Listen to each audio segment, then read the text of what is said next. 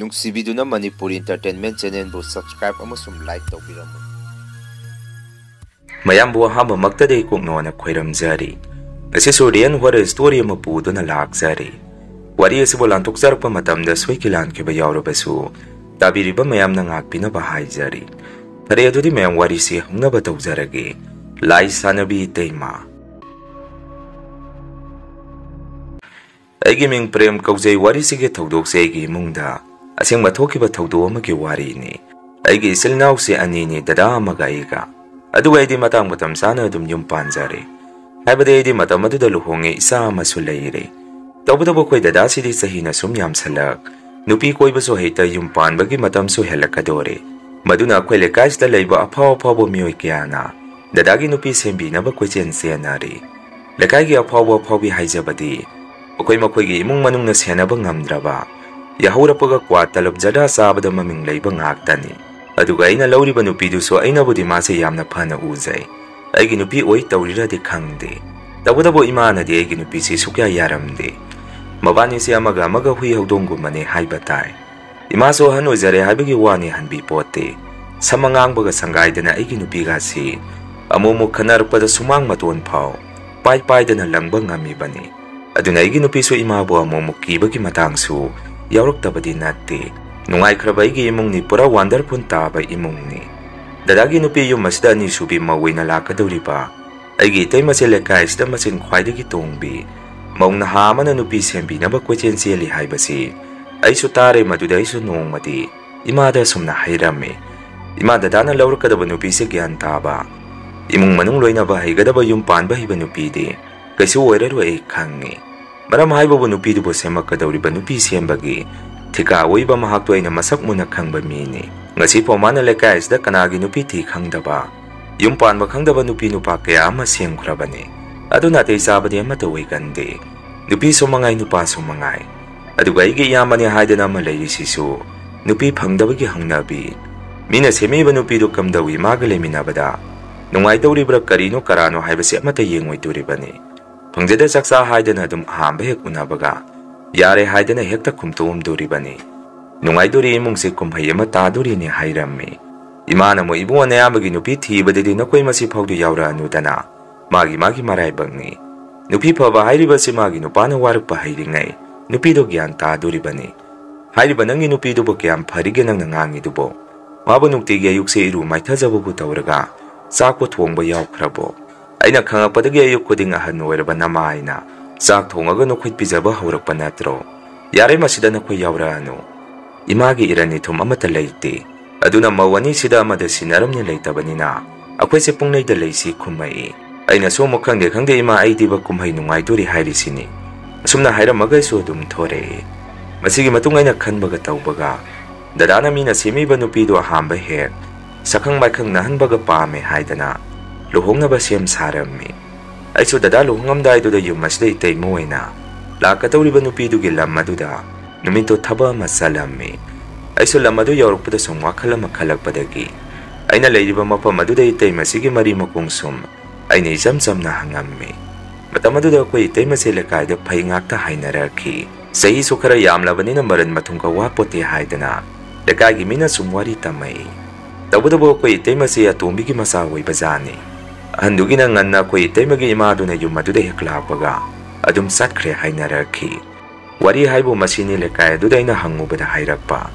ꯃꯗꯨꯗ ꯑꯩꯁꯨ ꯀꯌꯥ ꯊꯣꯏꯗꯣꯛꯅ ꯋꯥꯈꯜꯗ ꯈꯟꯖꯜꯂꯨꯗ꯭ꯔꯦ꯫ ꯑꯩꯒꯤꯁꯨ ꯍꯦꯛ ꯄꯣꯛꯃꯤꯟꯅꯕ ꯏꯌꯥꯝꯕꯅ ꯂꯧꯗꯣꯔꯤꯕꯅꯤꯅ ꯑꯐꯕꯕꯨ ꯑꯣꯏꯖꯔꯝꯃꯒꯗꯤ ꯐꯔꯦ ꯈꯟꯇꯣꯛꯑꯝꯃꯤ꯫ ꯗꯗꯥꯒꯤ ꯂꯨꯍꯣꯡꯕꯁꯦ ꯃꯌꯥꯝ ꯆꯪꯗꯅ ꯀꯣꯏꯆꯦꯟ ꯆꯦꯟꯗꯅ ꯑꯗꯨꯝ ꯂꯨꯍꯣꯡꯈ꯭ꯔꯦ꯫ ꯂꯨꯍꯣꯡꯉꯕ ꯃꯇꯨꯡ ꯃꯧ ꯑꯣꯏꯅ ꯂꯥꯛꯏꯕ ꯑꯩꯈꯣꯏ ꯏꯇꯩꯃꯁꯤ ꯋꯥ ꯂꯥꯡꯗꯤ ꯀꯌꯥ ꯉꯥꯡꯗꯦ꯫ ꯇꯧꯕꯇꯕꯨ ꯊꯕꯛ ꯏꯪꯈꯥꯡꯗꯤ ꯑꯗꯨꯝ ꯐꯅ ꯎꯔꯤ꯫ ꯅꯧꯔꯤꯕꯒꯤꯔꯗꯤ ꯈꯪꯗꯦ꯫ ꯑꯁꯣꯝꯗꯅ ꯑꯩꯒꯤ ꯅꯨꯄꯤꯅ ꯑꯃꯨꯛ ꯑꯩꯉꯣꯟꯗ ꯏꯃꯥꯅ ꯑꯩꯗ ꯂꯨꯅ ꯇꯧꯕꯤꯗ꯭ꯔꯦ, ꯉꯔꯥꯡ ꯅꯍꯥꯟꯗ ꯂꯥꯛꯄꯗ ꯉꯥꯏꯔꯤꯕ ꯑꯃꯁꯤꯅ ꯂꯨꯅ ꯇꯧꯏ꯫ ꯑꯩꯁꯦ ꯂꯩꯀꯥꯏ ꯃꯃꯥꯡꯗ ꯏꯀꯥꯏꯔꯦ ꯍꯥꯏꯗꯅ ꯑꯩꯉꯣꯟꯗ ꯅꯨꯡꯉꯥꯏꯇꯅ ꯋꯥꯔꯤ ꯇꯝꯃꯛꯄ ꯍꯧꯔꯛꯏ꯫ ꯃꯗꯨꯗ ꯑꯩꯅꯁꯨ ꯁꯦꯡꯅ ꯑꯗꯨꯝ ꯍꯥꯏ, ꯍꯣꯏ ꯑꯩꯁꯨ ꯈꯪꯉꯤ ꯅꯪꯉꯣꯟꯗꯒꯤꯗꯤ ꯏꯇꯩꯃꯅ ꯍꯦꯟꯅ ꯂꯨꯅ ꯇꯧꯗꯣꯔꯤ ꯏꯃꯥꯅ꯫ ꯑꯗꯨ ꯀꯩꯁꯨ ꯀꯥꯏꯗꯦ ꯀꯩꯅꯣ? ꯑꯩꯅ ꯅꯪ ꯂꯨꯅ ꯇꯧꯔꯤꯁꯤꯗꯤ ꯏꯃꯥꯕꯨ ꯀꯩꯅꯣ?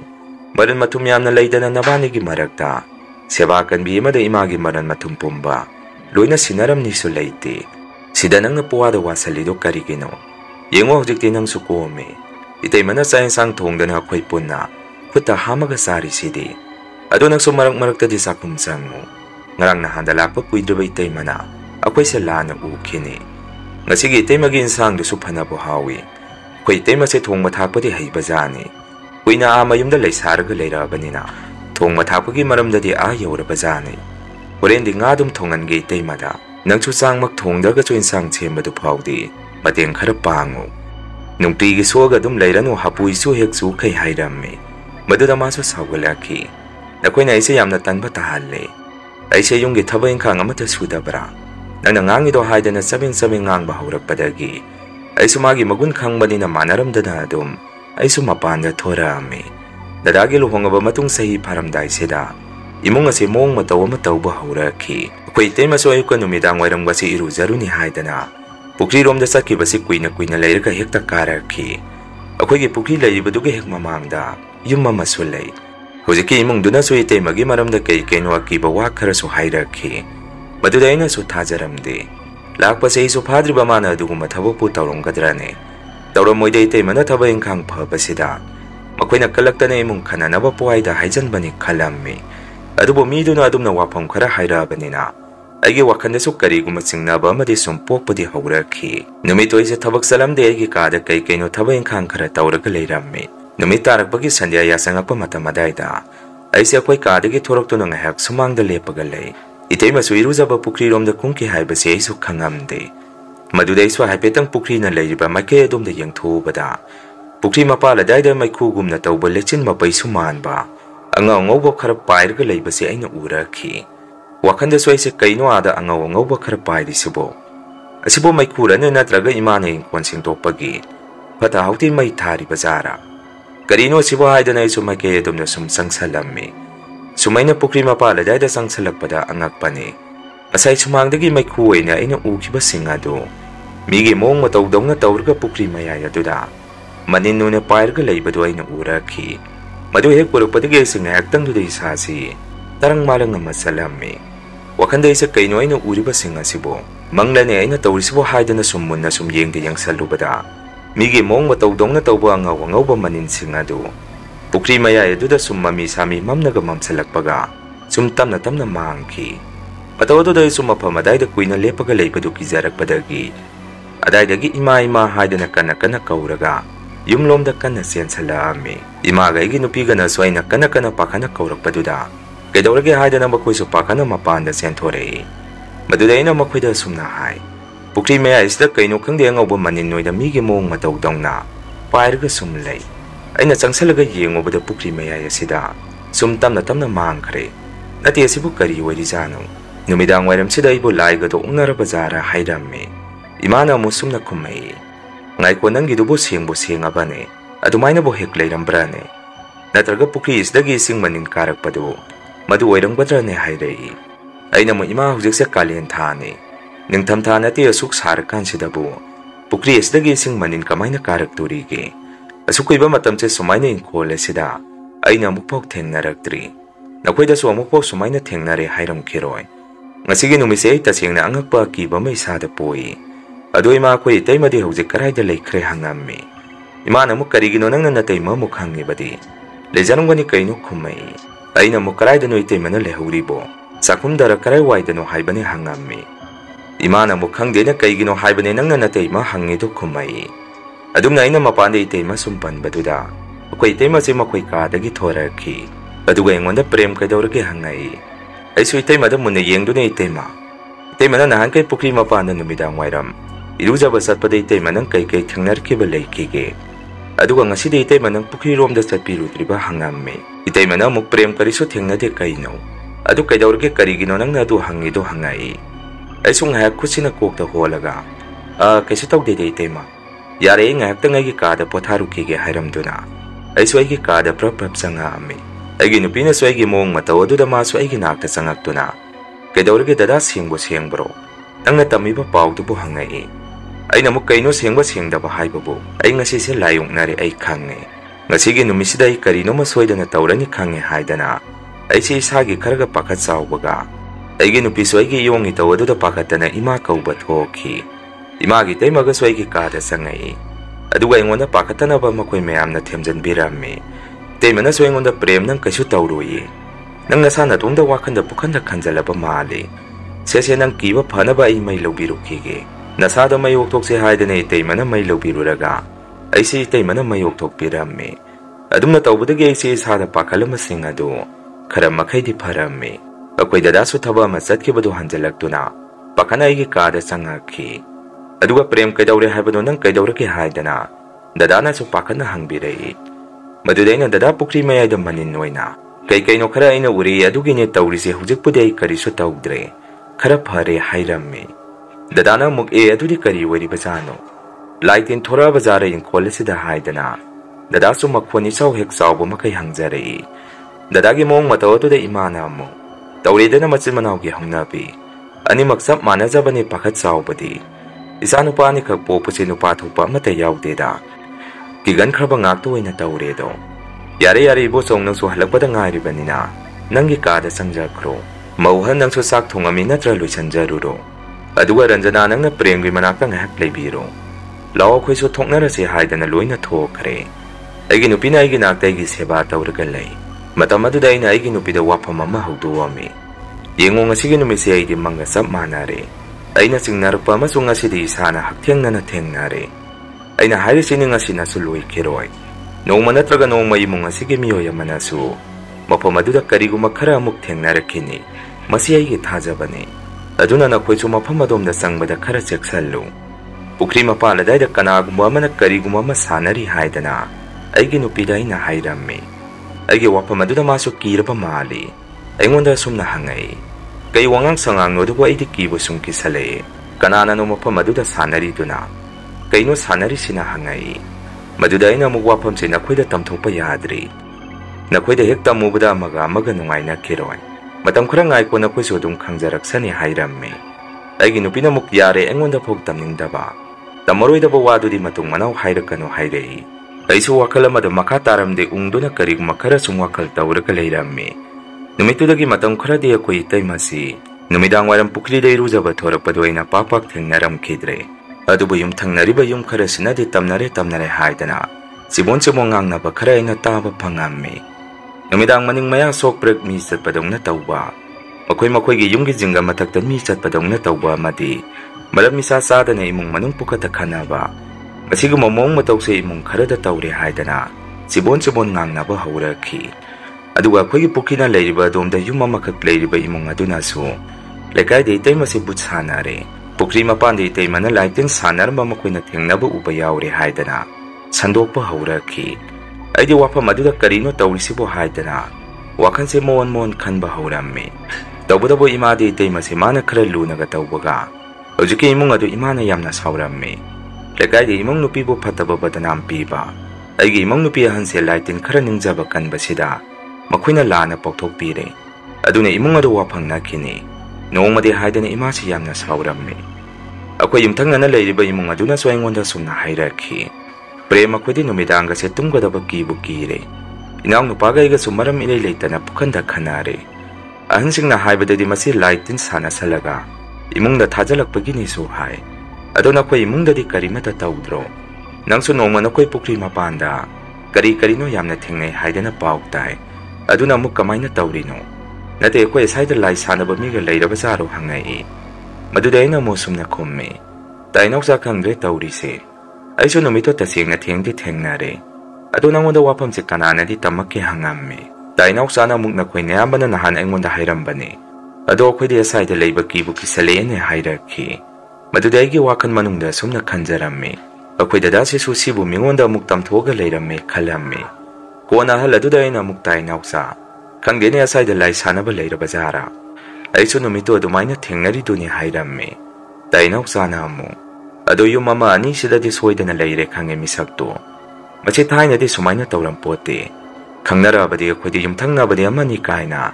Akhodi lemna tharoi. Maru kokthok toribani nupa oigera nupi oigera. Asumna halado akhoida chingnaba wangang sangang khara ngangamduna. Maso dum sangki. Asumana awainana misakto hairakpa natribanina. Kaya awainana khumdi khumnarudre. Adum tumina lehaurammi. Adubu magidu itaimada chingnare haibasidi. Aisu khangba ngamle. Yumda changaktuna aisu wakhala masum tawrammi. mayamna hainarisibu tasingna chumbu chumduri bazara adu nongmata itaimana lai sanabagi mong matawdi thengnadri imung asina aduga aigide amaromda yamana lawba nupini masida aina makochin senaruba haibasiso hek phajade aibu wafam ase kanaga tanadurige lakaisda tamna manin naiba hore masi akhoi su izani mayamna sumsumaina sandokiba haibasi imung asigi izani khoi dadasina sukara singba mi oiragadi nahana mana khangba yarabani pai imung se izat mangba yaba imung natte ipa su matam amada waza oiramini ipa waza oirambagi mayamna sokpasi izat leina thamnaribani ado masigi izat se manghanba yaba natte ai imung sigi oiriba maramda kumna thigalage haidana aise wakhalama tawrammi numidanga se aise sutum tumamdi yumsigi miyoi singche numidang kana mapan thokige haidana aise senarga leirammi ayuk yahurakpaga singanna hugalaga aise pukri mapala daida adum yengaga leirammi panaina sumna tawjarba sokpai teimati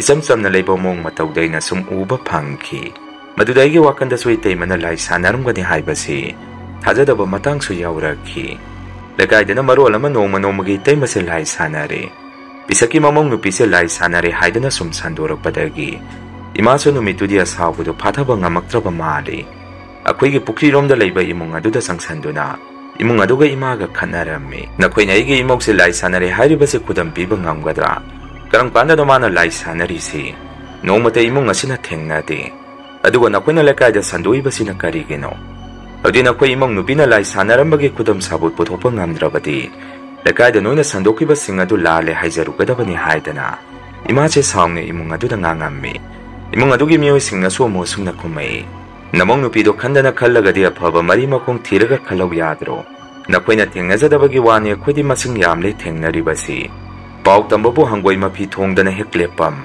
pukri mapalista khodi thengnaba yamna yaure nakhoina thajadragana nongma angang singi phone da lona video namhange nahana mase khoina tawbo yarabani adu yumthangnabani khana madumakti tawbidabani adu ngasidi nakhoina adumaina yamna singnarabanina yengnaba tare nakhoigi ijat hojikti pungloi loiba tare haidana makhoina sokhoida yamna saungna khumai makhoigi wafam adudai su isada sauningba khara phaurakhi karino video namba haidina khoigi du usitabro adumani teimasi video hek namamaba nakhoi khoina tawrakpada phate hainu haidana aisu makhoiga khara ngangnarammi ima soina themaga yumna pusalakhi ona imana su itai madai bema imaudi yum asida mawina lakpadagi ikaiba nangledo adu nang kari su khangadu imung asina nangidamakta saungna lepli hairammi matam aduda khoi teimase maithungda nungai tabai kaiba mami mata taramde isam samna imaida kari su khanbide mayamna hainungba haija sanu khumai aduga hojiki khoiga khanakiba imung adusu nongnini gi matungdadi makhoigi imungsi tamnabada makhoise leiba ngamamde numidang ai pogyamna tarammi makhoi yum mathakta makon hauna kedre kada mi makarga chatpadongna makonse aina sum tarammi amomo ahingdaga se makhoise yamna pakhana hek laurpa makonse tarammi aisu maduda karino tawrisibo khalammi aduga khoi teimaso amomuk chatpada makhangdu sia ga chatpa mataw ama soina uba phangki mataw kya du daigi nupi ga igadi tawnari bamong mataw mayam sida gyan me namata taramde aduga teimana amomo makhang sia ga chatpagi maramsu kona wari loirakpadai haijarake tawdok kya sigi matung nongmadi numitu teimana mayam se sak pijaramanga numidang pung 9 tarpa matam madaida yamna singnaningai oiba mongda imada puk nungaite sakona sagi mapanda thoge hairamaga thoki aisu sakto hathu sarga sakto e haidana aise mapanda tumina thoraktuna pukri mapala daida haipetang yunggi micho sak tongnarakringai lummaga yengammi matamadu pukri mapala domdagi itaimase masado yamna sarang sahingnaba magi matauda hathu amamba marak adomdagi thorakhi aisu maduda isada punga kheknakhi akhoi toilet leiribadu su pukri leiba maike adom da sunatti madudai se sumi sada jingnaba ma phaurammi kona numit kharani leiraga akhoi pukri leiriba maike adom da leiriba imung aduna igi nupi se makhoina nongmadi itha thajadana kausanki aigi nupi gadi makhoi ga dum hana dagi yamna yana bani aduga aigi nupi da makhoina karigumba ma yenghalakhi madudagi aigi nupi su masada yamna pakhana aigi nakta changaktuna sumna hairakhi dada hojikti akhoi mung pungloi loire mayamna nahandagi hainabado sumle isena weramle lai sanaribasi makhoina lona tumina video lawraga leiramle haidana pakhana ingonda pau tamakhi madudai su ha kari haiba Nangidubu sengabo. Nate video do day tay masi mayak sing na tabro hangame. Ay ginupin mo mayak sing na tare. Isiya ni pukri mapala do da leplebado. Aji ako'y kadaw sige imada hay sira hangay. Ay namang ay ko imaga dadaka da hay dringay. Ay hana video do yeng mukige. Kariguma maduda misak onarama ba. Itay manahin matawag tawramdra ba. Mako'y imungda ay na miya madi hatpa swayra ron. Ay talaga yeng mukige hay na ay siya mukyam na saam na. Imong nga duda sangame. Ay ginupiso ay gitungda inaray.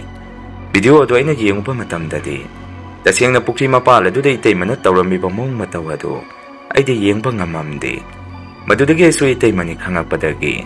Imong maduda ay nakwairam makahayjarami. Inetari sa singdakra hay biyo video si karakaktat biyo haydana. Aduga masigi video si lekay miya matada yung hanbigano. Ay ni imong gimihut amaway nakwairam makahayjari. Kariguma masigi video si na mayam na kang narabadi. Ako'y imong soy kaiman badagi patanong da tuwarok pasuyay. Aduga ako'y dadaso yam na samjabani. Laykida ba baba madi dadagi kalaga. Video si mingon da yung hanbigano. Nahan imagay ka na imong nga sinangang sakibasing ado. Ako'y giirano wirame. Madugi so imong nga sina ako'y bungakpiyo. Joy, nang video si tadok pirakano hayda na inakapto na hayjarame. Maduda imong aduda layba masano pa ado na sumna kumay. Prem nang sunong sina ako'y dadasunong si. Ako siya yung lon karoon na bangakta nini. Ado nang inatay man at tawri ba't habag siliyam na suwoyre. Masiya pa ba nati? Nako'y ima na mamagti ba da karahat ho ado kan kraba maali. Madugi pal ni hawzik lahi ba si. Pare nang nakapto na hayzara ba nina video si. Hawzik pawgi di mi kanada so yung halaroy. Tabo-tabo nako'y natay madudi nako'y imong manungwa makup na tanaraga. Yung madudagi at hubad at tantokin na batawro. Maduway agad di video si nang ginamang da kaktatki. Kariguman ako'y nanangin natay mado yung maduda sum. Makata na letahal labati video sila kaida. Putok to na ako'y natay mabo mayamamangda. Ay nasway din akong na hangani. Masiyay na ako'y das hawbagi hayban nati. Mana tawri batabag siyam na patabatabang ni. Nang sukhang ito ni. Imlo na riba ako'y na lightin sana sa labati. Nako'y sumuktak kalagay mo nako'y banungay kadrani. Adunay na hari si tawro matang kuray na ako'y dapiragi. Talo-talo at hubaday mong manungwata na zaruro hayraki. Maduday so kap-kap to na yung dahala ami. Aduga imada wari to siyang natamami. Imasway na dum na hayro badagi masado makada buong lang natutaki. Aduga gyan mangami. Dadadasway na wari si hagduwami. Maduda dadana yung wanda itay madi yung masidagi. Salan kibang amoy hayraki. Hanamasiway do na sway na di mong masigi izat kidama. Yeng do na itay masihalan krasi haydana. Imong masiday na takpahawrami. Itay mamasasok hang jaraba mali. Masa tumina ako'y dawa mata hayramda na mapamdahan ki. Dadaso itay masat ki badaging aksan narami. Maduday magay gawa makum na tanaraba matung. Dadasa itay magimanagta layruro haydana. Mako'y puna ada lay minahan kirami. Video do so itay masat ki badagi taja na bagi matungin na. Miyo yaduga iga yana do na kaptadalami. Ako'y so itay manatawrami pa mong matawado da manggatsap manari. Panamasiway do na so yung masida di itay manapatabat haba mata di tawramdi. Ay buso yam na nungsi na masama na wa magumloy na pirami. Ima buso siya si bipajan na taw pirami. Aduga amumo itay manamakwang si duso. Minamay batanar galayan halagpadagi. Tiyangban badagi taw buway rami. Masini mayang masigirian huwaray story. Matangi wari tagalagpada mayang punamuk teng narasi. Ngasigi di mayang dagi kain na nababiday logzari.